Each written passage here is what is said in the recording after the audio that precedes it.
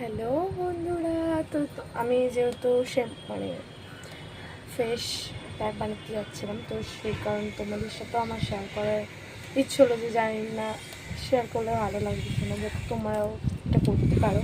এটা খুব ভালোই কাজ করে। আমি এই শ্যাম্পু করার সময় ফেস মেকআপ ইউজ করি, আবার মাথার জন্য ইউজ করি। তো কী ইউজ করি বা কীভাবে কী করি সেটাই তোমাদের সাথে আজকে প্রসেসটা দেখা হচ্ছে। চলো, প্রথমে নিয়ে নিয়েছি অ্যালোভেরা জেলগুলো।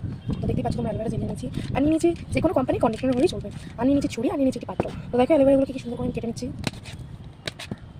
হাফ করে কাটতে হবে এবং ছাড়িয়ে দিতে হবে এইভাবে। ফেসের জন্য আমি বানাবো, যেমন মাথার জন্য বানিয়ে কন্ডিশনারের পর কীরকম কী লাগাবো, কন্ডিশনারের সাথেই লাগাতে হবে এটা।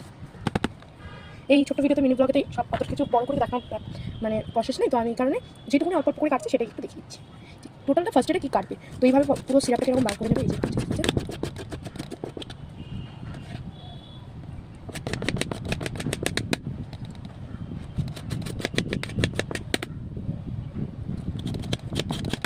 এটা সবাই জানে যে প্রসেসটা কেমনভাবে লাগাতে হয়, যে কোনো কন্ডিশনার যাতে ইউজ করো।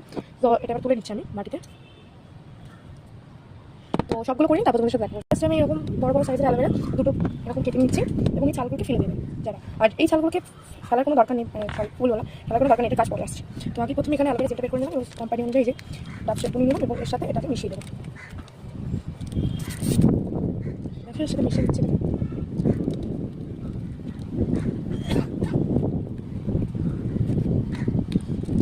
আমি ভাবলাম যে আমি যেটা মাটি করে সেটা শেয়ার করি, সেই কারণে তোমার সাথে শেয়ার করছি। যা ভালো লাগবে মাকে, যা ভালো লাগবে বা সুর যাদের করবে তারাই মাকে।